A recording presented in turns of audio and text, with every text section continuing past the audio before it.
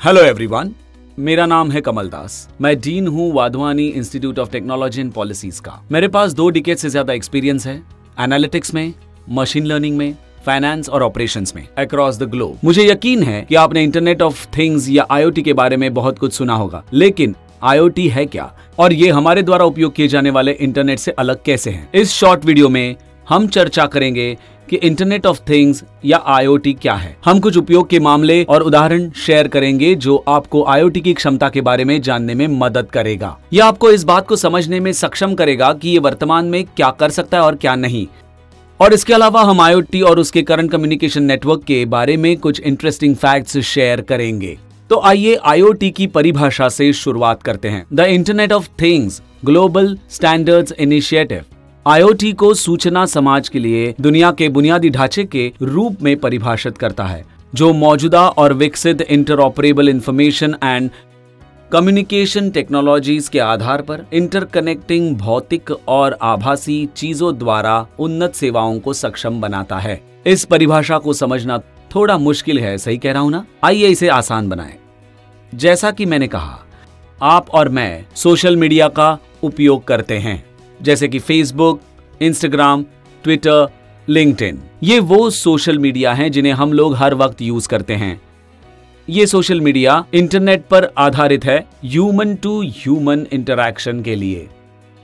Social media लोगों को connect कर सकता है, या कहे कि इंटरनेट फॉर ह्यूमंस। इसी तरह एक और पैरेलल इंटरनेट की कल्पना करें जो चीजों या उपकरणों को एक दूसरे के साथ संवाद करने में सक्षम बनाता है, जिसमें एक चीज या डिवाइस दूसरी चीज या डिवाइस के साथ बातचीत कर सकता है। इसे इंटरनेट ऑफ थिंग्स कहा जाता है। संक्षेप में IoT एक कम्युनिकेशन नेटवर्क या इंटरनेट के वो उपकरण हैं जो एक दूसरे के साथ संवाद करने के लिए है। IoT चीजों या उपकरणों का एक नेटवर्क है जो इन 3 चीजों में से एक कर सकता है। नंबर 1, आपके पास सेंसर है जो जानकारी इकट्ठा करके भेज सकता है। नंबर 2, उनके पास कंप्यूटिंग संसाधन है, वो जानकारी प्राप्त करके उस पर कार्रवाई कर सकते हैं। नंबर 3, आप ये दोनों कर सकते हैं, जानकारी भेजने के साथ साथ आपको प्राप्त होने वाली जानकारी पर भी कार्य कर सकते हैं। आइए IoT के बारे में कुछ मजेदार बातें जानें। आज इंसानों की तुलना में IoT उपकरण अधिक हैं। हमारे पास लगभग 8 बिलियन इंसानों की तुलना में जुनिपर अनुसंधान के अनुसार 46 बिलियन IoT उपकरण हैं। यहाँ तक कि भारत में भी हमारे पास NASSCOM के रूप में 2 बिलियन से अधिक IoT डिवाइसेस हैं, जो कि 50% भारतीयों से भी अधिक हैं। दिलचस्प बात है ना? IoT उपकरणों की एक बड़ी संख्या। वो कैसे संवाद करते हैं?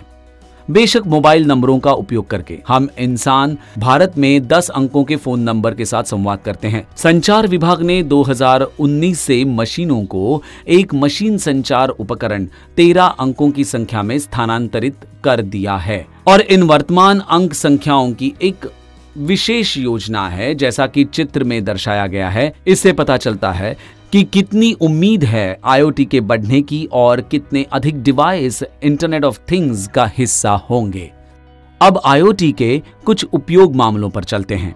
हम पहले जिस उपयोग के मामले पर चर्चा करेंगे वो है ऑटोमेटेड स्ट्रीट लाइट। पहले हमारे पास एक विशेष समय हुआ करता था जब स्ट्रीट लाइट्स ऑन हो जाती थी। ऐसा शाम में 6 से 7 बजे और सुबह 5 से 6 बजे तक होता था। इससे गर्मी के महीनों में बिजली की बर्बादी होती थी। और वहीं दूसरी ओर बारिश और मानसून के कारण अंधेरे दिनों में या सर्दियों के समय में कभी कभी अंधेरे में लाइट्स ऑन नहीं होती थी।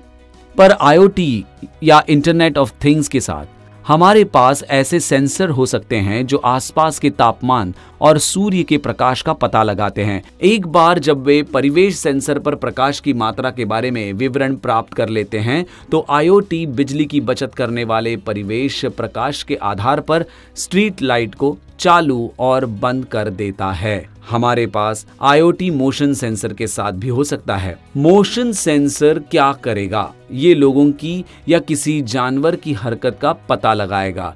सेंसर चालू हो जाएंगे और रोशनी आ जाएगी। ये काफी हद तक हमारे घरों में मौजूद स्मार्ट लाइटों की तरह है, जो हमारे एक कमरे से दूसरे कमरे में जाने के आधार पर चालू और बंद होती रहती हैं। इसी तरह सिंचाई और खेती में भी IoT का इस्तेमाल होता है। पहले प्रत्येक पौधे को उतनी ही मात्रा में या किसान की समझ से पानी दिया जाता था, लेकिन अब हम बहुत सारे उपकरण जमीन में लगा सकते हैं जिससे ये सक्षम होगा कि वे मिट्टी में नमी की मात्रा जान पाएंगे। यदि कुछ पौधे थोड़े बड़े हो गए हैं या मिट्टी अधिक पानी सोख लेती है तो IoT सेंसर सिंचाई उपकरण अधिक पानी छोड़ देंगे। अन्य क्षेत्रों में जहां अधिक नमी है और शायद छाया अधिक और कम धूप है, जिससे कि पौधे विभिन्न विकास आवश्यकताओं के कारण उतना सोख नहीं कर रहे हैं, तो IoT पानी की आपूर्ति को कम कर देगा। इससे पानी की आपूर्ति और बेहतर होगी। इससे बहुत सारे जल संरक्षण और बेहतर जल उपयोग के साथ साथ बेहतर पौधों की वृद्धि हो सकती है।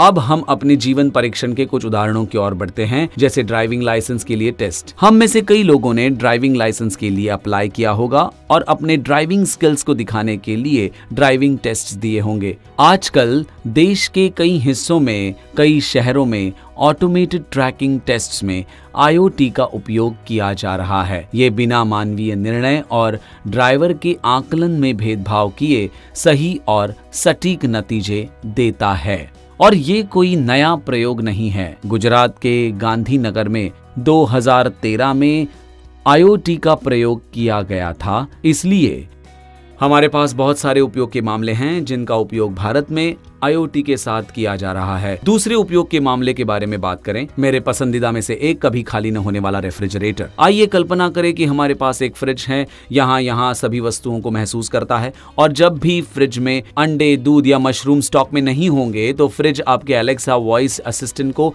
Amazon, फ्लिपकार्ट या बिग बास्केट से ऑर्डर करने के लिए संदेश भेजेगा और ये ई-कॉमर्स वेबसाइट आपको आइटम डिलीवर करेंगी। फ्रिज के खाली होने की कोई चिंता नहीं और आपकी जरूरत के हिसाब से फ्रिज अपने आप भर जाएगा। ऐसा हो तो कितना अच्छा होगा, है ना? करेक्ट। बदकिस्मती से ये अभी भी हमारी कल्पना से बाहर है। ये ऐसा उत्पाद नहीं है जिसे आप ई-कॉमर्स सेल इवेंट में खरीद सकते हैं, क्योंकि ऐसा रेफ्रिजरेटर बाजार में नहीं है। IoT अभी इसके लिए उतना विकसित नहीं हुआ है। एक कारण ये है कि इसके काम करने के लिए हमें सभी वस्तुओं को उनकी एक ही जगह पर स्टोर करने की जरूरत होगी और फिर सेंसर हर वस्तु की मात्रा को जानेंगे कि किस वस्तु को कहाँ रखा गया है। हालांकि आमतौर पर हम ऐसा नहीं करते हैं और अंडे को छोड़कर जो आमतौर पर एग होल्डर में ही रखे जाते हैं, फ्रिज के भीतर कई वस्तुओं का स्थान बदलते रहते हैं। यदि वस्तुओं का स्थान बदल रहा है, कभी कभी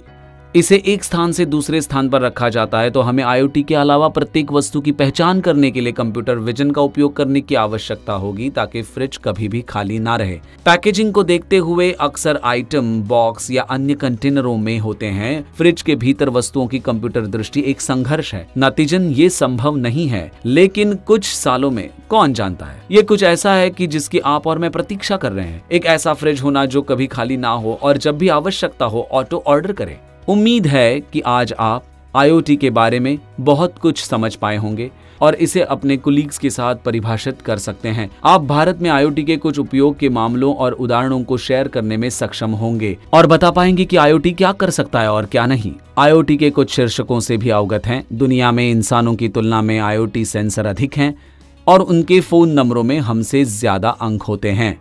उम्मीद है आपको वीडियो अच्छा लगा होगा। हम आपको उभरती तकनीकियों पर हमारे और वीडियोस दिखाने के लिए उत्सुक हैं, जिसमें वीडियो का एक विस्तृत लंबा सेट शामिल है जो IoT और अन्य उभरती तकनीकियों पर बहुत अधिक जानकारी देगा। Thank you and bye.